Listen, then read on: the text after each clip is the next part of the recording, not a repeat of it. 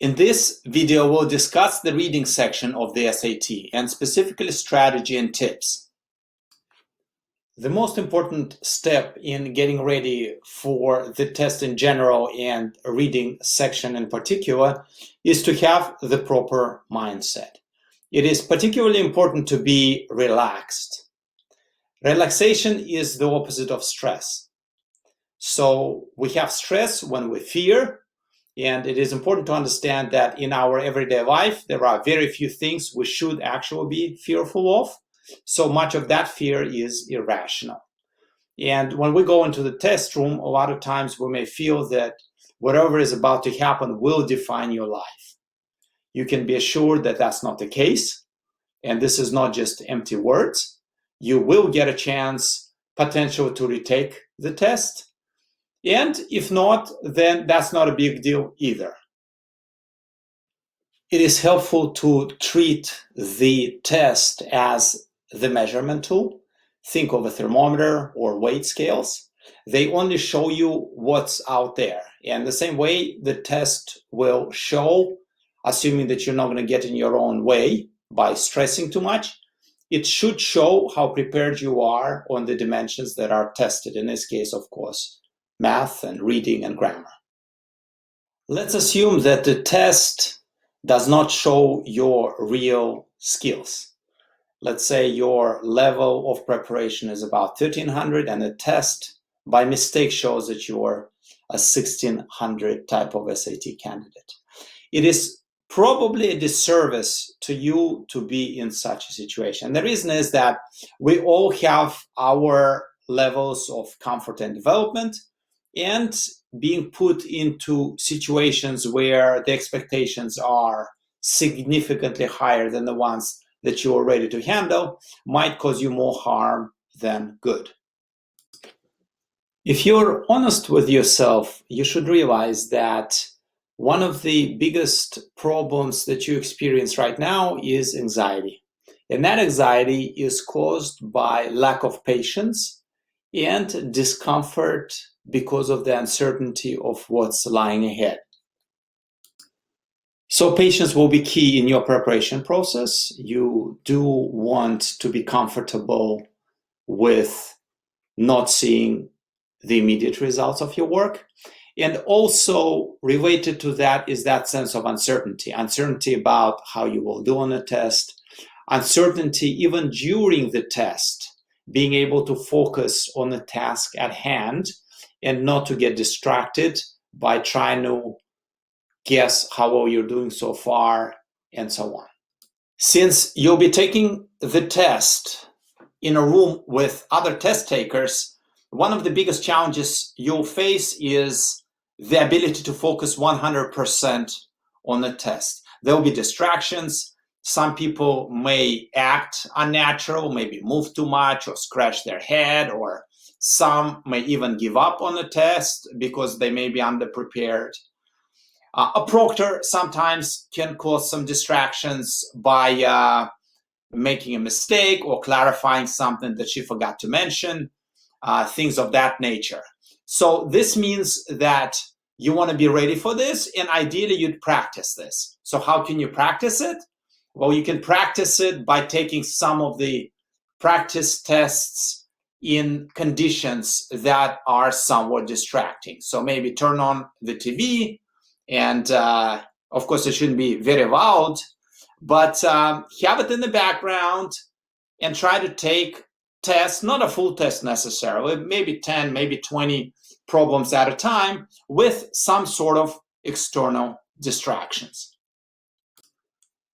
Since you're taking a test, it should not be easy. And this means that if you're facing a hard problem, you have to embrace it. If it's hard, it's hard. This is how tests work. Tests want to know what your limit is. So if the test is too easy, then it's hard to separate those who are better prepared and those who are less prepared.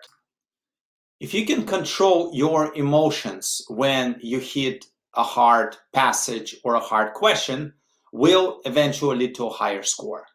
you will do much better because you won't be wasting your energy in this kind of situation, and more of your mental resources will go exactly where they should go, which is trying to do the best you can do, as opposed to worry about the things you cannot control. Finally, it's important to lead a healthy lifestyle. This means that as you prepare for the test, it's important to sleep and exercise regularly. And young people tend to underestimate the importance of sleep, but modern science, while it's a very new area for research, is pretty conclusive that sleeping is very important for your performance and cognitive ability. Exercise also has huge benefits. It is excellent for increasing your ability to handle stress, for self-control, and sleep again is also very important, because if you undersleep, then your irritability is increased and your ability to withstand pressure also goes down when you undersleep. So don't underestimate these two in your preparation. So now let's discuss 2 points about reading habits. Number one, reading enhancement that you can make is by not allowing yourself to lose focus and go back in reading. You need to have the goal of always reading forward, and only in extremely exceptional situations, when you read particularly difficult text, or if you did lose track and it is very important to go back, only in those rare circumstances should you reserve the right to go back and reread. But otherwise, as the default mode of reading, you should always push forward. This habit will take a while to take root, especially if you have already bad habits, but it is one very certain way to improve your performance on the verbal section by improving this ability to not get tripped. And since this is a timed experience, any efficiency gains you will see in the improved score. The second very important tip, and the last one, is to practice reading faster. Reading faster will improve your comprehension. Texts are not created equal. Some texts are more difficult and complex than other texts. So, for example, reading faster in science reading may be more difficult than in literature or history. But no matter what text you look at, there will be certain sections that you can breeze through a little faster. With enough practice, you will get better at this, and you'd be able to recognize those sections where you can read faster. Again, in the early stages, it will be kind of difficult. You will see that your comprehension might drop, that you will be tripping a little more as you read. But with enough practice, and once you build this skill a little better, you will get better at this. And this will allow you to push your score a little further along. And the reason is that the test does assume that you read faster the easier of the passages that you are going to face. Obviously, these 2 tips about reading will take some time, which means that if your test is in 2 weeks, you will unlikely see any gains in this department. But if you will retake the test and you start today and you work on it 2, 3, 4 months, you will certainly benefit from this. And again, it will be the benefits will extend beyond the test, because of course you have still plenty of reading to do for your school right now and once you go to college. So this investment is definitely worth the effort. So now let's discuss the test itself.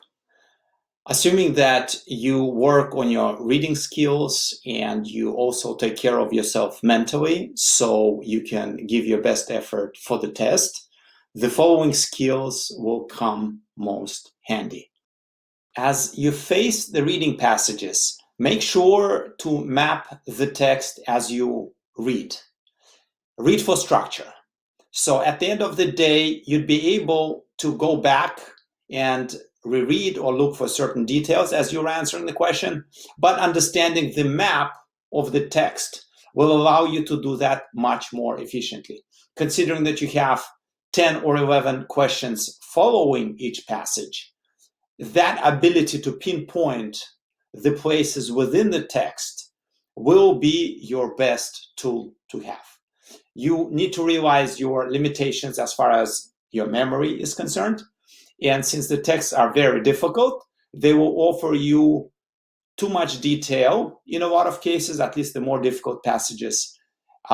So it will overload your ability to memorize. So that would be one of the mistakes one can make, is trying to memorize everything they read. When facing these difficult texts, it is very important to keep your cool and not to panic or fear or start second guessing yourself.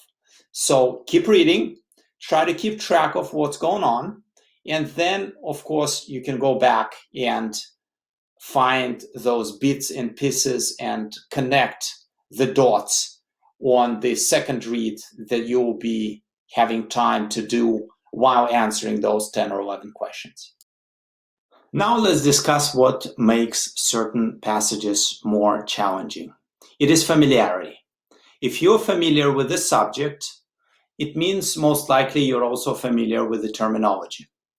Also, of course, general breadth of your vocabulary will help, especially in reading some basic literature and history type of text.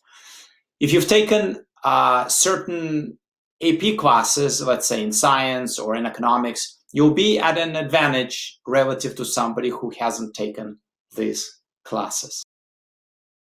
When you find yourself in that uncomfortable situation where the text is too complicated for you and hits you right at your weakness, make sure to not lose your confidence. You should expect to see those. And when that happens, just do the best you can do. Because at that particular moment, there is nothing you can do to change your preparation in this area. So this test will only show how much you can handle. And handling these difficult ones will show your mettle and will give you confidence moving forward.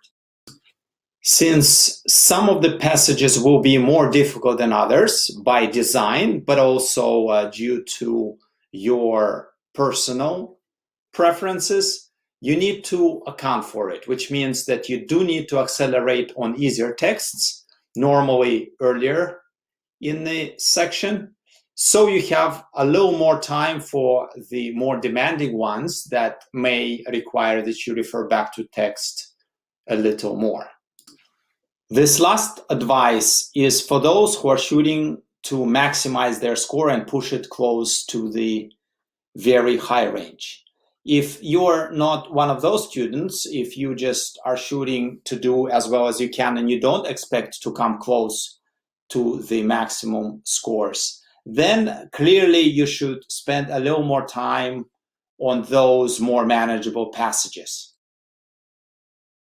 Now let's discuss specific questions, those that follow the passages. It is important for you to understand how test makers go about the process. They select passages that should not be easy, and then they need to design questions about the passage. So those questions, they fall into different categories. Some of them are about explicitly stated facts. Others are about implications and inferences. So those that require interpretation. And as the test maker prepares 4 answers, obviously one should be correct and precise, and the other 3 should be, at least on some level, imprecise. Most of the time, there'll be one absurd answer, and there will be one that will be also relatively easy to eliminate. And a lot of times you will find yourself struggling to pick between 2 reasonably acceptable choices. In selecting the final answer between the two finalists comes down to the level of precision. Your correct answer will be more precise than the incorrect one. And when we say more precise, that means that the other answer will also be quite probable. A lot of times it will be very close to the correct answer and will refer something from the same passage that you have read. At the end of the day, the most precise answer wins. And for you to develop the sense of what separates the two probable answers, you need to practice as many passages and questions as you can. When facing questions about a certain word or expression and about the meaning of these words and expressions, it is very important to understand that the key to answering almost every one of those questions is about context. Don't try to assume that you recognize the answer just because a certain word in the answer choice will be a synonym. Make sure to go back to text, read the context, and that will lead you to the right answer, because a lot of words have a lot of synonyms. And for you to pick among those synonyms that you'll be offered, you do need to see what is the exact meaning of the usage in that particular part of the passage that you will be referred to. In the other videos, we will look at the passages and how to attack them. So stay tuned and continue pacing yourself for your SAT date.